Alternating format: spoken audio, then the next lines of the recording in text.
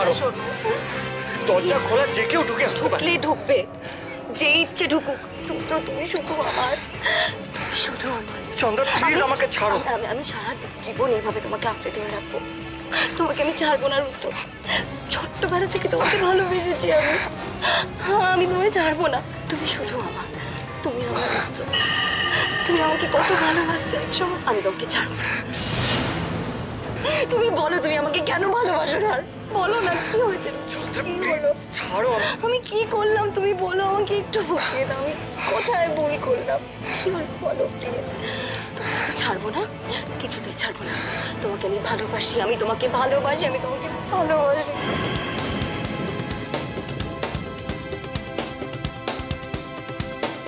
সৈকত তোর ছিলে,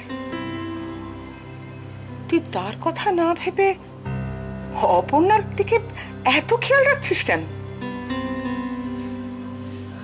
তাছাড়া আমরা যেটা করছি সেটা গুরুদেবের নির্দেশ মেনেই করছি।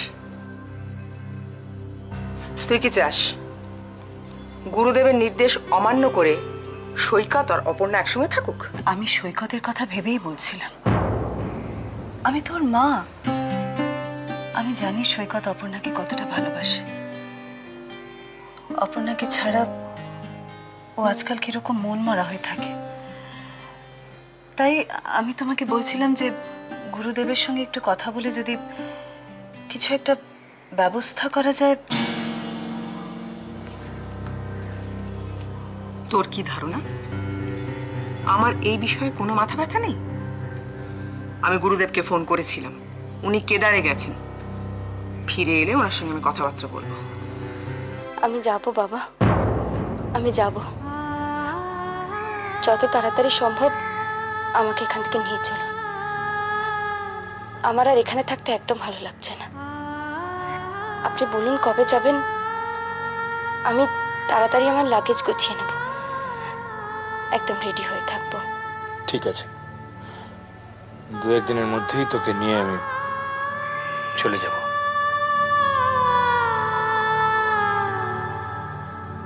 না না না, আরে দেখুন, আমরা দুজন আলাদা লোক হতে পারি, কিন্তু আমাদের লক্ষ্য তো একটাই, যে করেই হোক দিবাকরকে শেষ করা, এই তো। ঠিক আছে ঠিক আছে, রাখছি দাদা। হ্যাঁ আচ্ছা, এই আপনাকে যে কপিগুলো আনতে বলেছিলাম সেগুলো এনেছেন? নিশ্চয়ই, গজেন গোসাই বলবেন আর সেটা করা হবে না। এই নিন ফাইল, এর মধ্যে রিপোর্টের সব কপি আছে। ধন্যবাদ ধন্যবাদ ইন্সপেক্টর, ধন্যবাদ, থ্যাংক ইউ ভেরি মাচ।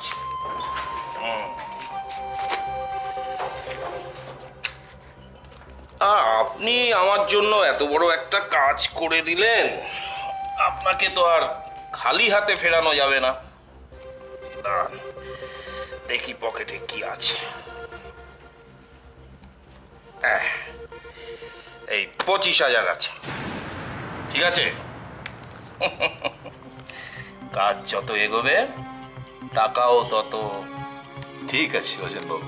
দিবাকর যখন থেকে তোর উপর নার্সিং হোমের দায়িত্বটা দিয়েছে, আমি তখন থেকেই জানতাম যে তুই সেটা সুন্দরভাবে পালন করবি। কিছু বুঝতে পারছি না টুইমা, আমার তো এরকম কাজের কোনো এক্সপিরিয়েন্স নেই, কতটা কিভাবে কি করে উঠতে পারবো সত্যি বুঝতে পারছি না। আরে বাবা, যেতে যেতেই অভিজ্ঞতা হয়ে যাবে।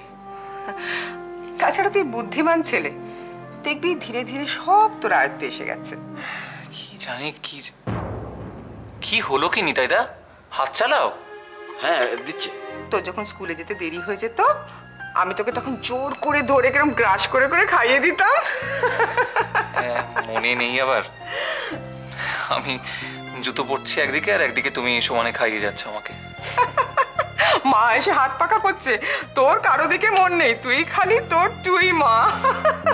আমার সৈকত, কি ভালোবাসতিস ছোটবেলা থেকে আমাকে, সত্যি সৈকত এত মিষ্টি ছেলে।